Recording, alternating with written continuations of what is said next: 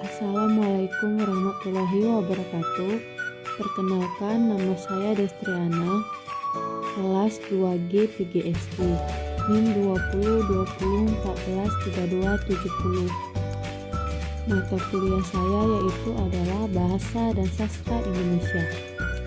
Nah, di sini saya akan menjelaskan pengertian dari sastra anak ya teman-teman. Pembahasan materi kita pada hari ini.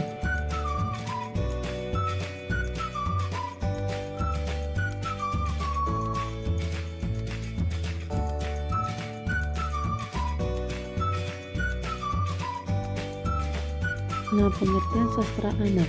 Kata sastra sendiri merupakan kata yang berasal dari bahasa Sanskerta, yaitu sas yang berarti mengarahkan, mengajarkan, atau memberi petunjuk, dan tra yang berarti menunjukkan alat atau sarana. Jadi, sastra berarti alat atau sarana yang digunakan untuk mengajar. Itu pengertian dari sastra anak ya teman-teman. Nah, selanjutnya yaitu adalah pengertian sastra anak menurut beberapa ahli. Yang diantaranya, 1. Menurut Puryanto, sastra anak adalah karya sastra yang secara khusus dapat dipahami oleh anak-anak dan berisi tentang dunia yang akrab dengan anak-anak, yaitu anak yang berusia antara 3 sampai 12 tahun. Yang kedua, menurut Santoso, sastra anak adalah karya seni yang imajinatif dengan unsur estetisnya dominan, yang bermediumkan bahasa baik lisan maupun tertulis, yang secara khusus dapat dipahami oleh anak-anak, dan tentang dunia yang akrab dengan anak. Nah, dari dua pembahasan para ahli tersebut dapat kita simpulkan bahwa sastra anak adalah karya sastra yang di dalamnya berisi nilai estetika dan hiburan yang secara keseluruhan dapat dipahami oleh anak yang berusia 3-12 tahun dan disampaikan lewat orang yang lebih dewasa di sekitarnya, seperti orang tua, kakak, atau guru.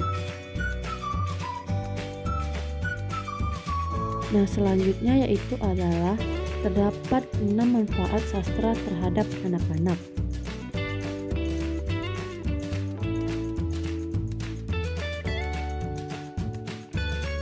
Yang pertama, sastra memberikan kesenangan, kegembiraan, dan kenikmatan kepada anak-anak.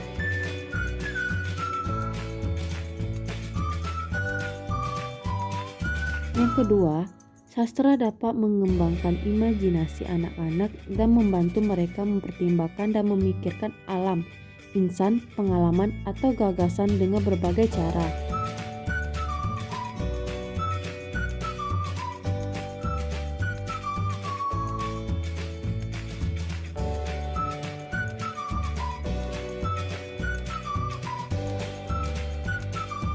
Dan selanjutnya yang ketiga, sastra dapat memberikan pengalaman aneh yang seolah-olah dialami sendiri oleh para anak.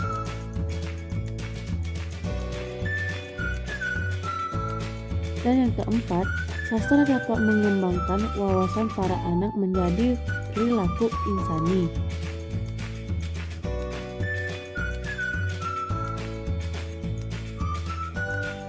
Yang kelima, sastra dapat menyajikan serta memperkenalkan kesemestaan pengalaman kepada para anak.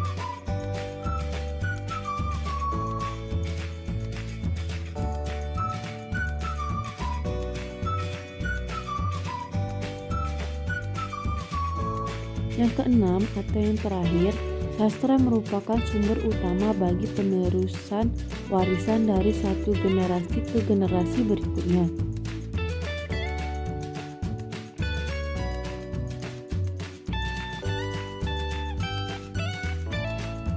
Baiklah, selanjutnya kita akan membahas sastra anak mempunyai beberapa fungsi khusus berikut ini.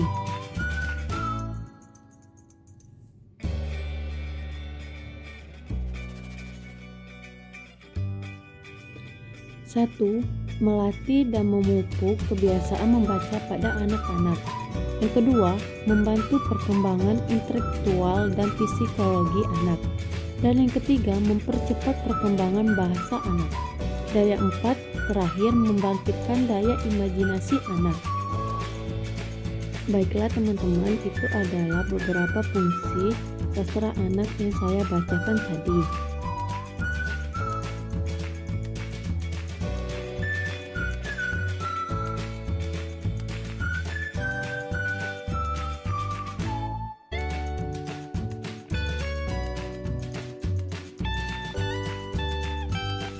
Nah, baiklah, pematerian kita yang terakhir yaitu adalah tujuan utama pembelajaran sastra di SD ialah memberi kesempatan kepada anak untuk memperoleh pengalaman dari bacaan, serta masuk dan terlibat di dalam suatu buku. Pembelajaran sastra harus membuat anak merasa senang membaca, membolak-balik buku, dan gemar mencari bacaan. Itu adalah tujuan utama pembelajaran sastra di SD ya teman-teman.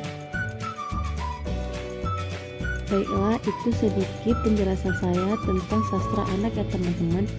Jika ada kata yang salah, saya mohon maaf, dan kesempurnaan itu hanya milik Allah. Saya akhiri.